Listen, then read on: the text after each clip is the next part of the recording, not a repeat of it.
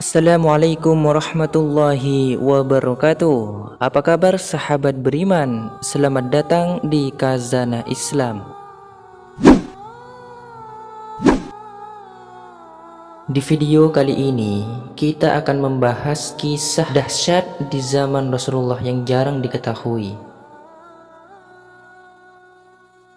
Rasulullah Shallallahu Alaihi Wasallam merupakan nabi terakhir yang diutus oleh Allah Subhanahu wa Ta'ala.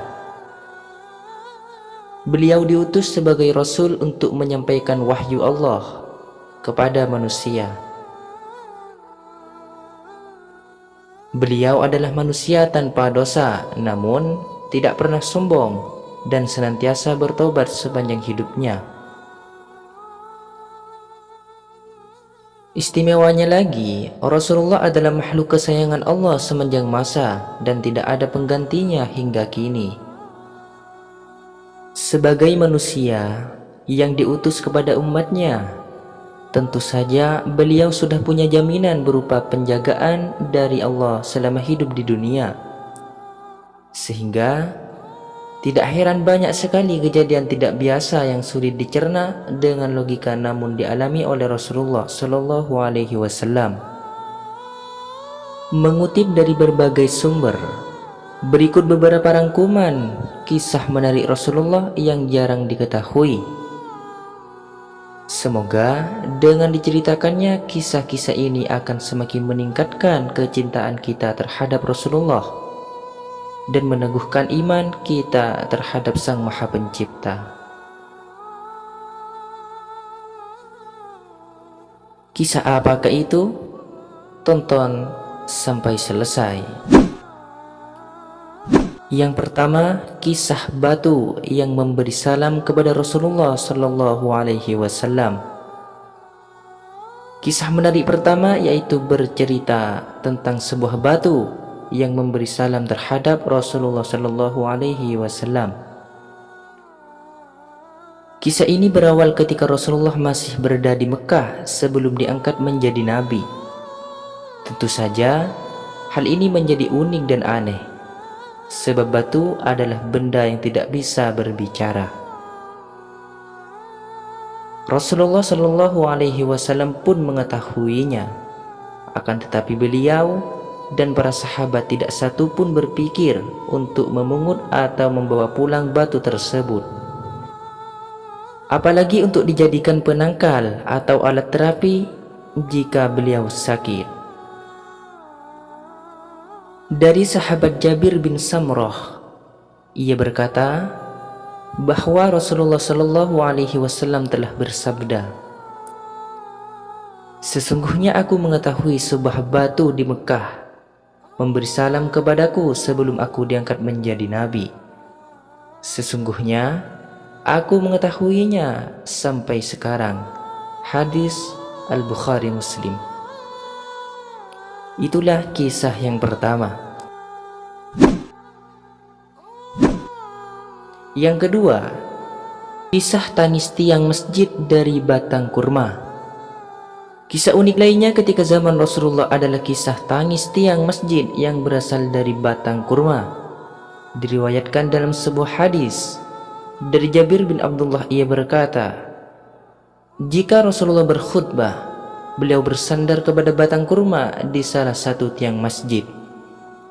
Tatkala mimbar telah dibuat dan beliau duduk di atasnya, tiang tersebut menangis bagaikan rintihan seekor unta. Semua orang yang ada dalam masjid mendengarnya. Lalu Rasulullah Shallallahu Alaihi Wasallam turun dan mengusapnya, barulah ia diam.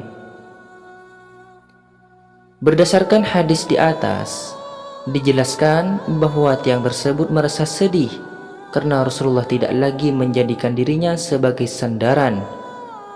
Mendengar tangisan tiang tersebut, Rasulullah pun mengusapnya agar berhenti, namun tidak untuk mencari keberkahan darinya.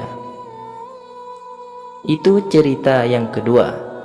Yang nomor tiga, kisah pohon yang berjalan kepada Nabi Muhammad Sallallahu Alaihi Wasallam. Kisah ini berasal dari pohon yang berjalan kepada Nabi Sallallahu Alaihi Wasallam. sebagaimana yang diriwayatkan dalam hadis berikut. Dari Ya'la bin Murrah Ats-Tsaqafi, ia berkata, ketika kami bersama Nabi Muhammad SAW dalam suatu perjalanan, kami berhenti di suatu tempat, lalu Nabi SAW tidur. Tiba-tiba datang sebatang pohon berjalan membelah bumi sampai menaungi Nabi Muhammad SAW. Kemudian ia kembali lagi ke tempatnya semula. Tatkala Rasulullah SAW bangun, aku sebutkan hal tersebut kepada beliau. Beliau berkata, ia adalah pohon yang meminta izin pada Tuhannya untuk memberi salam kepadaku, lalu Allah Azza wa Jal mengizinkannya. Namun, meskipun Nabi dan para sahabat mengetahui bahwa ada pohon yang bisa berjalan, tidak ada di antara mereka yang mengkeramatkan pohon tersebut, sebagaimana kebiasaan orang-orang terhadap pohon yang dianggap sakti. Itulah kisah yang nomor 3. Yang nomor 4, kisah unta yang berbicara kepada Rasulullah SAW. Kisah ini berasal dari seekor unta yang berbicara kepada Rasulullah SAW, sebagaimana diriwayatkan dalam hadis berikut.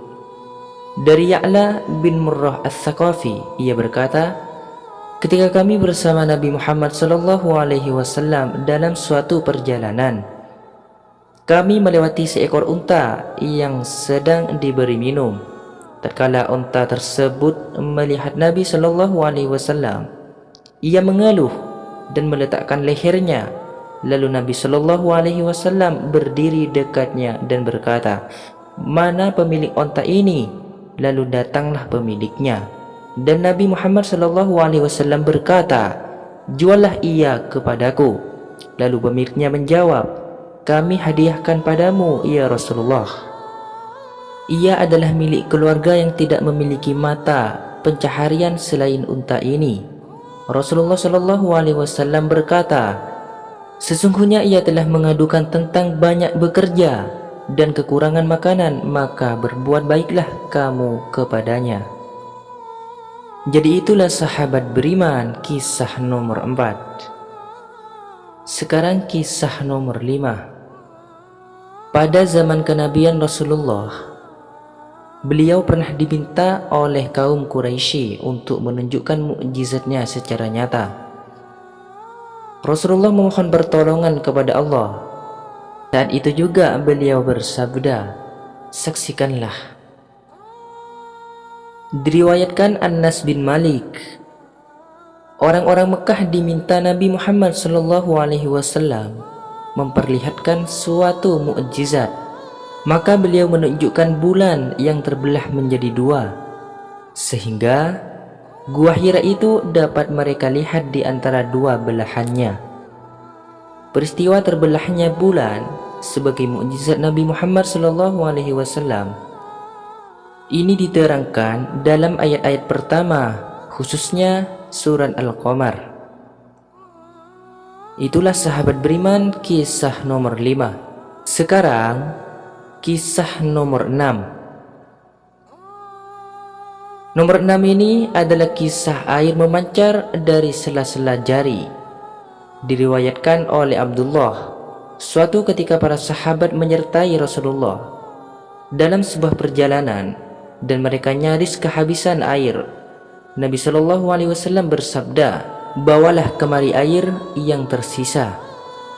Nabi SAW memasukkan telapak tangannya ke dalam kantung itu dan berkata, mendekatlah pada air yang diberkahi, dan ini berkah dari Allah. Dan aku melihat air memancar dari sela-sela jemari tangan Rasulullah SAW. Para sahabat pun mengambil air untuk minum dari pancaran air tersebut. Kisah nomor 7. Pohon kurma berbuah banyak. Suatu hari Rasulullah SAW pernah kedatangan seorang anak yang kesulitan untuk membayar utang orang tuanya yang sudah meninggal. sementara hartanya hanya sebuah pohon kurma. Pohon kurma yang semula kering itu dibuat menjadi berbuah banyak setelah didoakan Rasulullah Shallallahu Alaihi Wasallam. Pada akhirnya buah-buah tersebut bisa melunasi hutang keluarga si anak itu. 9. Mendatangkan hujan lebat. Kawasan Madinah pernah dilanda musim kemarau panjang yang menyebabkan kekeringan. Ketika itu Rasulullah Shallallahu Alaihi Wasallam juga sedang melakukan khutbah Jumat dan berdiri di atas mimbar. Kemudian Rasulullah Shallallahu Alaihi Wasallam mengangkat kedua tangannya ke langit dan berdoa, "Ya Allah, turunkanlah hujan di tempat-tempat yang ada sekitar kami, jangan di atas kami." Tak lama awan mendung mulai muncul dan turun hujan di Madinah, padahal sebelumnya langit bersih dan tak ada awan sedikit apapun. Yang terakhir, sahabat beriman menyembuhkan penyakit mata Ali bin Abi Thalib. Ali bin Abi Thalib pernah menderita penyakit mata dan tubuhnya seperti demam serta kesakitan.